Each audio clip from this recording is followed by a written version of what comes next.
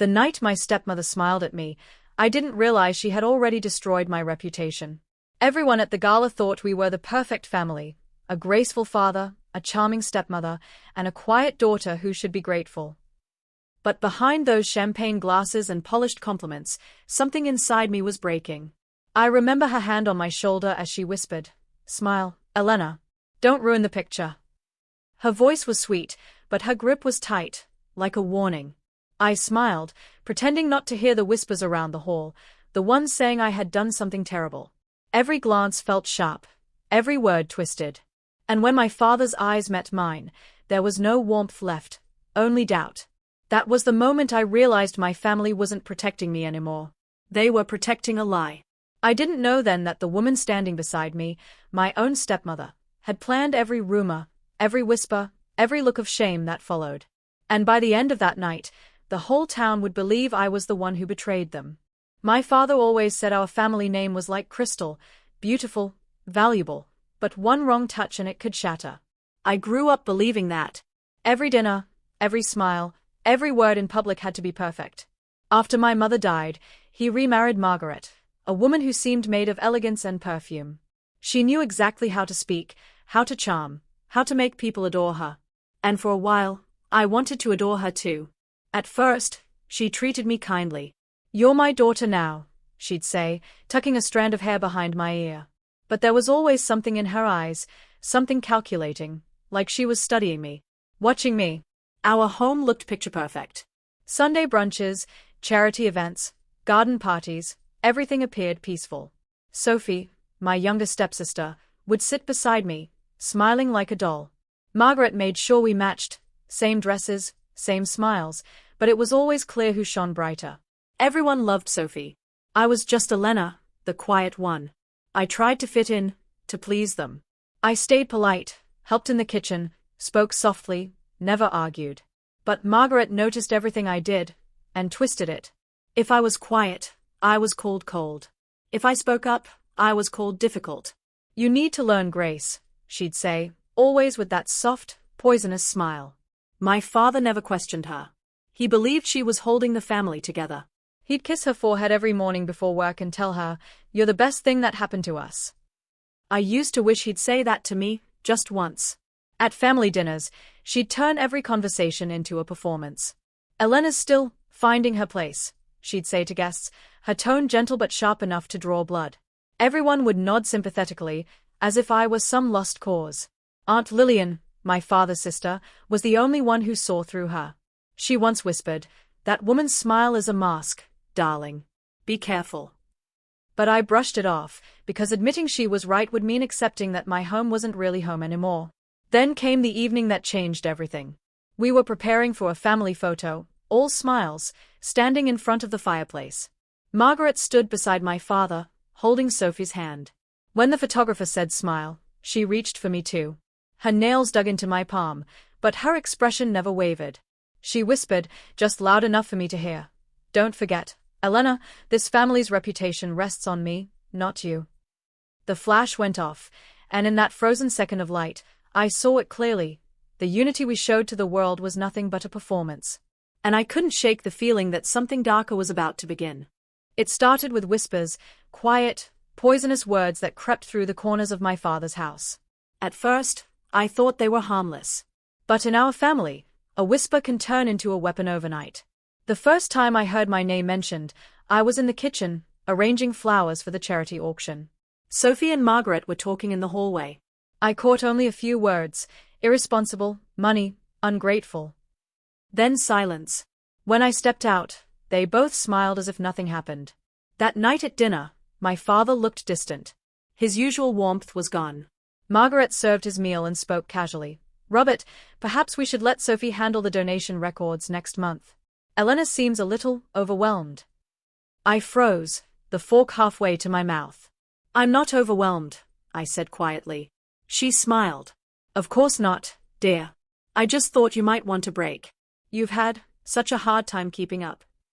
My father didn't say a word. He just nodded. That silence burned deeper than any insult. From then on, little things began to change. Margaret would forget to tell me about family meetings. My name was left off guest lists. Sophie started getting praise for everything: her charity work, her charm, her supposed humility. And when I did speak up, I was told I was being emotional, dramatic, jealous. It was like watching my place in the family quietly dissolve. One afternoon, I walked into the study to find my father and Mr. Hayes, our family lawyer, looking over some papers. When I asked what it was, Margaret's voice cut through the air. "Oh, Elena, it's nothing you need to worry about. Just some adjustments to the trust fund." Her tone was sweet, but I saw the look she exchanged with my father. Something was being kept from me. Later, I overheard Aunt Lillian arguing with her in the garden. "You can't erase that girl's name from everything just because you dislike her." Margaret laughed softly. "I'm not erasing her. I'm protecting this family from embarrassment." When I confronted my father that evening, he sighed heavily, as if I were a burden. "Dad, is it true? You're changing the inheritance." He rubbed his forehead. "Elena, this isn't about money. It's about responsibility. Margaret thinks Sophie is more stable." I felt my throat tighten. "So you believe her over me?" He looked away. "She's only trying to help." I wanted to scream, but instead, I said the only thing I could manage. "She's not helping, Dad. She's replacing me." That was the night I stopped being the quiet daughter. Days later, I received a letter from the foundation. My position had been suspended due to financial discrepancies. My name, my work, my reputation, all questioned without proof. I confronted Margaret in her room, my hands trembling. "You did this," I said. "You're behind those rumors." She turned to me slowly, her smile calm and cruel. "Oh, Elena, people believe what they want to believe. Maybe you've given them a reason." Her words hit harder than a slap. For the first time, I saw her clearly, not as a mother figure, not even as a rival, but as someone who had planned my downfall piece by piece. I walked out of that room shaking, realizing that this wasn't a misunderstanding anymore. This was war. After that confrontation, nothing was the same. The walls of our house felt colder, the smiles sharper. Margaret didn't bother pretending anymore, at least not when we were alone. At breakfast, she'd pour coffee for everyone except me. When I reached for the pot, she'd say lightly, "Oh dear, it's empty," even though I'd watched her fill it seconds ago. Sophie would giggle, and my father would stay buried in his newspaper, pretending not to notice. The cruelty was subtle, but constant. Invitations to family events were lost. Friends I'd known for years stopped returning calls. Even at the foundation, people looked at me with pity, like they knew something I didn't. One evening, we hosted a charity dinner at our home. I wore a navy dress my mother once gave me, elegant but simple. As I came downstairs, Margaret's eyes swept over me with a faint smirk. "Oh, Elena, you're wearing that," she said, voice dripping with mock concern. "It's lovely, of course, but maybe a little outdated." Sophie stepped forward in her glittering gown and whispered, "You can borrow one of mine if you want. Something that fits the theme." I forced a smile. "This will do." When the guests arrived, Margaret floated through the room like a queen. I stood quietly by the fireplace, listening to her speak about family unity and shared values. Every word felt like poison dressed in lace. Then came the moment that shattered me. A guest, Mrs. Kent, approached and said gently, "Elena, I'm so sorry about everything you're going through." I blinked. "What do you mean?" She looked embarrassed. "Oh dear. I thought you knew. Margaret mentioned you've been struggling emotionally, that you might need some space from the foundation." My chest went numb. I turned to look at Margaret across the room, and she smiled at me. That same perfect, hollow smile. I barely made it through the night. Every time someone looked at me, I felt stripped of dignity, exposed. When I finally escaped to the garden, Aunt Lillian found me there, tears streaming down my face. "She's doing this to destroy you," Aunt Lillian whispered. "You can't stay silent forever." I swallowed hard. "If I fight her, I'll lose my father. And if you don't," she said quietly, "you'll lose yourself." The next morning, I overheard my father arguing with Margaret. "She's still my daughter, Margaret," he said sharply. "Yes," she replied coolly, "but even daughters can bring shame, Robert. People are starting to talk." That word, shame, echoed in my mind for days. Everywhere I went, people whispered. At the grocery store, at church, even at the cafe where I used to feel safe. My name had become a rumor. I began noticing things missing from my room, letters from my late mother, old photos, keepsakes.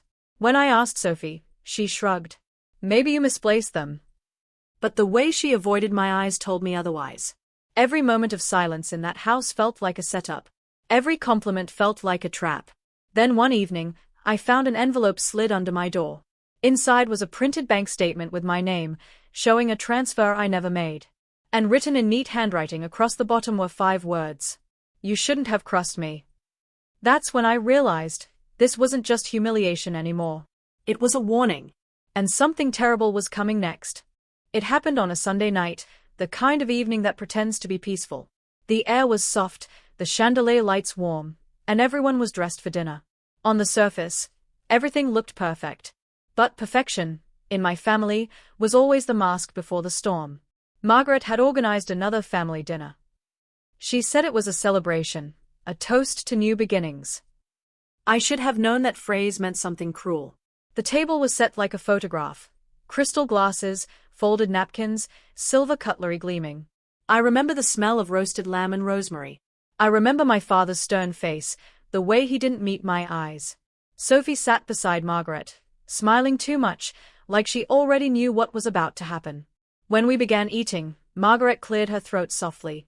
Before we continue, she said, Robert and I have something important to share. It's about the future of the Brooks Foundation and the family estate. Her tone was gentle, but my stomach tightened. I glanced at Aunt Lillian across the table. She looked uneasy.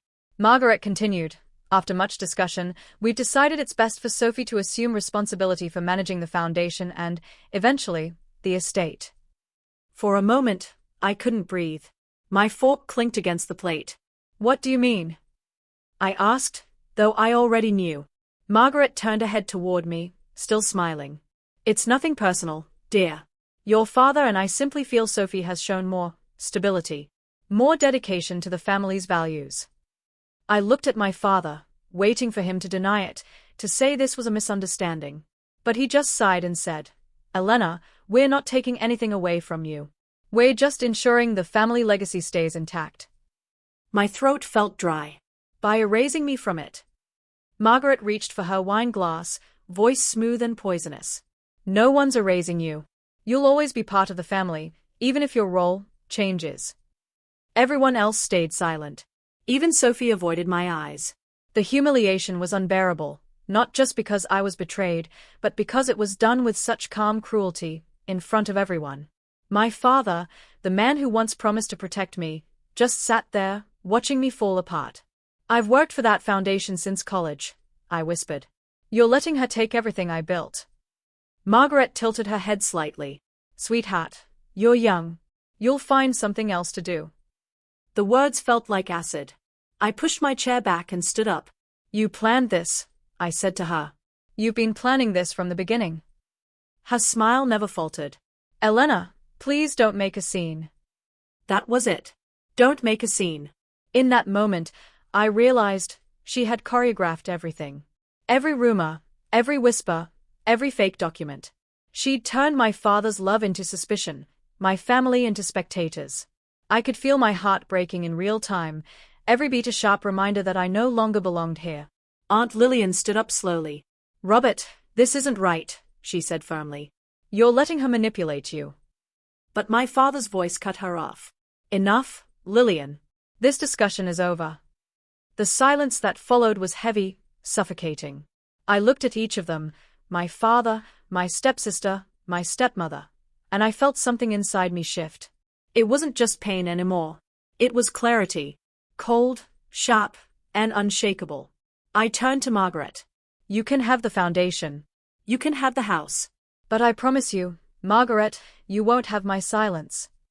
Her eyes flickered for just a second, the first crack in her perfect mask. I left the table without another word. Behind me, I heard Sophie whisper, Mom, what if she? Margaret cut her off with a quiet, chilling reply. She won't do anything. She never does. That night, I packed a small bag and walked out of the only home I'd ever known. No one stopped me. Not even my father. Outside, the air was cold, the stars distant. I stood in the driveway, staring at the mansion glowing behind me, the place that had turned from sanctuary to battlefield. I felt hollow, stripped of everything, my name, my reputation, my family. For hours, I sat in my car, trembling, trying to understand how a smile could destroy a life. But somewhere in that darkness, something began to grow. Not hate, something quieter, stronger. A kind of resolve that felt like steel forming in my chest. Margaret thought she'd buried me. But she forgot one thing. When you take away a woman's dignity, you teach her how to fight. And I promised myself, with every breath I had left, that one day, she'd regret ever underestimating me. That was the night I stopped being their victim. That was the night my revenge was born. When the house shut its doors behind me, I could have collapsed and let the world keep believing the lie. Instead, I learned that survival begins with small, stubborn acts, one truth at a time. For days I sat in cheap cafes, breathing and organizing the fragments of my life into something useful. Grief hardened into focus. Shame turned into a map. First, I called Mr. Hayes. He surprised me by answering on the second ring. "Elena," he said, "I suspected something was off." "I need the files," I told him. "All foundation records, transfers, meeting minutes, everything you have." He paused, then replied, "You understand this will be messy." "I understand," I said. "Do it." With his help, I began to collect what Margaret had tried to bury. Bank statements, signed agreements, the emails she'd forwarded to friends with my name removed. I found small, ugly patterns, signatures that didn't match mine, transfers routed through shell accounts, and a string of polite messages Margaret had sent to donors, messages that quietly reshaped the narrative about me. Every paper was a wound, but each one was also proof. Noah became my steady. He tracked down witnesses who had been on the periphery, Mrs. Kent, who confessed she'd been fed rumors, a former assistant who had quietly saved forwarded emails, Sophie's tutor who remembered a suspicious conversation overheard at the house. Each person was a tiny, trembling candle lighting a darker truth. I also hired a forensic accountant, legal, licensed, and blunt. She traced funds to a holding account Margaret controlled. "This is deliberate," she said, pulling files across her desk. "Not a mistake." The word steadied me more than I'd expected. Emotionally, I rehearsed what I could say. Not with fury, but with a calm that would cut deeper. I refused to let my voice wobble into the tired role of the broken daughter. I practiced the facts until they felt like mine, not stolen memories. Aunt Lillian supplied me with family photos and letters Margaret had tried to remove. "Keep them close," she said. "They're your proof and your truth." But this plan had to be more than paper. Margaret had built a kingdom of image, so I needed to dismantle her stage. I started shaping the moment, a charity gala where everyone would be present, where Margaret would perform her perfection one last time. Mr. Hayes promised to be there with the legal evidence, the accountant would be ready to explain the trail, Aunt Lillian and Mrs. Kent would stand as witnesses. Noah would film discreetly for records, not to humiliate, but to ensure the truth could no longer be twisted. Still, it felt dangerous. Margaret had friends in high places. She could close doors, call favors. There were nights I pictured her smiling in the glow of a chandelier while I stood alone, proving nothing. Each time that fear rose, I returned to the smallest, firmest thing. I had nothing left to lose but my silence. When people asked me why I returned to that house, I only said, because the truth deserves a stage. Noah squeezed my hand. "You ready?" he asked. I breathed, steady and cold. "I have to be." Everything hung on the next public night, the same polished scene where she had first smiled while wrecking me. I had built a careful, legal net, but nets can fail. I had witnesses, documents, and a lawyer who would not be bought. I had a heart that would no longer bend. And as I stood in my small rental, papers spread like armor across my lap, I realized the hardest part was over. I had chosen to fight. The gala loomed ahead, and with it, the moment that would prove whether truth could finally undo a lifetime of lies. The night of the gala felt almost identical to the one that ruined me, same chandeliers, same soft music, same smiling masks. But this time, I wasn't there to survive. I was there to finish what she started. Margaret stood at the podium, radiant in silver, her voice smooth as honey. "This family has always stood for honesty, generosity, and unity," she said, glancing around the glittering room. "Tonight, we celebrate those values again." I stepped through the doorway just as applause filled the hall. Heads turned, whispers followed. Some people gasped quietly, as if I'd risen from the dead. I walked slowly, every step echoing against marble floors, my heart steady. Margaret's smile faltered for the first time. "Elena," she said sweetly into the microphone, "what a surprise. We didn't expect you." "I know," I replied, my voice calm but sharp. "You never do." The crowd quieted. Cameras turned. My father stood at the front table, frozen. "I won't take much of your time," I said, lifting a folder from my bag. "I just came to return what belongs to you, the truth." Mr. Hayes, standing near the stage, nodded once. He stepped forward with a set of documents. "These," he said, projecting his voice, "our official audit records and verified correspondence proving that several donations were diverted to personal accounts managed by Mrs. Margaret Brooks." The room broke into a low murmur. Margaret's expression tightened, but she recovered quickly. "This is ridiculous," she said, laughing softly. "Elena, you're clearly unwell." I looked directly at my father. "Dad, please. Just read the signatures. They are not mine." He hesitated, his hand trembling as he took the paper. The silence stretched, then I saw it. The realization. The color draining from his face. "This can't be right," he whispered. "It is," Mr. Hayes said firmly. "Every cent was traced. The transfers were authorized from an account your wife controlled." Margaret's mask cracked. "You're lying," she snapped, her voice suddenly sharp. "This is all her doing. She forged these. She's trying to ruin us." I stepped closer. "No, Margaret. You ruined me. You took everything I had, my name, my reputation, my father's love, and used it to build your perfect little empire." People had stopped whispering. Now, they were just watching. The quiet kind that hurts more than shouting. Aunt Lillian stood. "I warned you, Robert. I told you this woman was poison." Margaret turned to her, panic creeping into her voice. "You all believed I saved this family." "I did. I built everything." "And you built it on lies," I said, cutting her off. "On destroying anyone who didn't worship you." She laughed once, brittle and desperate. "You think they'll believe you? You think this little act changes anything?" I took a deep breath, lifted my phone, and pressed play. Her own voice filled the hall, the recording from weeks earlier. "By the time she realizes, it'll be too late." The crowd erupted, gasps, murmurs, sharp intakes of breath. Margaret's face turned pale. She looked around wildly, searching for someone to save her, but there was no one left. My father dropped the papers. His voice cracked. "Margaret, how could you?" "I did it for you," she shouted, her control finally gone. "Everything I did was for this family." He shook his head slowly.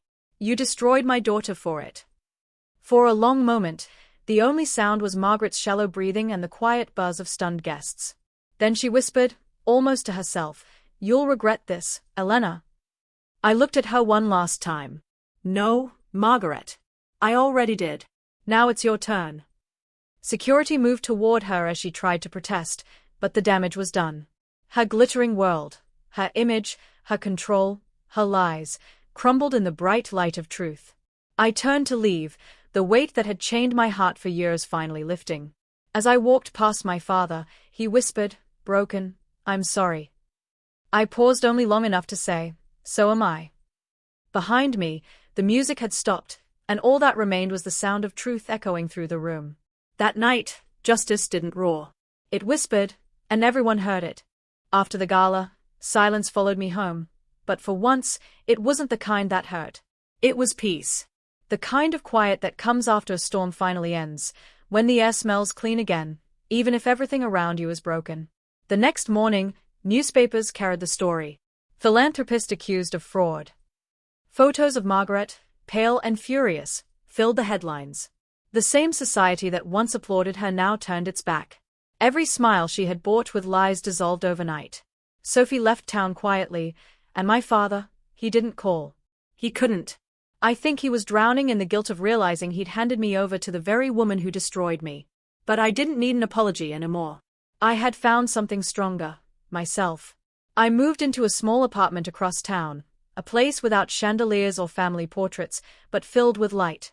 Every morning, I open the windows wide and let the sunlight in, as if to remind myself that truth doesn't hide, it breathes. I started working again, consulting for small charities that actually helped people instead of pretending to. My name began to mean something real again, not something people whispered behind closed doors. Aunt Lillian visited one afternoon, bringing homemade pie like she always did. She looked at me across the table and said, "You look like your mother when she finally stopped apologizing for being strong." I smiled. Maybe I finally understand her. She nodded softly. Margaret thought she won because she had power. But you won because you had truth. That night, I walked down by the river, the same river I used to visit with my father when I was a child. The reflection of the city lights shimmered on the surface, restless and beautiful. I thought about the girl I used to be, desperate to please, afraid to speak, terrified of losing love. And I realized she was gone. In her place stood someone who had lost everything, and survived. A few weeks later, I received a letter from my father. It was short. "I was blind, Elena. I don't deserve your forgiveness, but I pray you find peace. Dad." I didn't cry. I folded the letter and tucked it inside my journal. Forgiveness wasn't something I owed. It was something I would grow into, in my own time. Because that's the truth about dignity. It doesn't need witnesses. It's quiet, private, and unbreakable once earned. When people asked me later what it felt like, exposing her, reclaiming my life, I told them the truth. It wasn't revenge, I said. It was restoration. She took my name. I took back my voice. The world kept moving, but I carried a calm certainty inside me, that no matter how cruel people become, the truth always waits. It might stay buried, but it never dies. And sometimes, justice doesn't thunder in courtrooms or explode in fury. Sometimes it just stands quietly in a room full of lies, and refuses to sit down.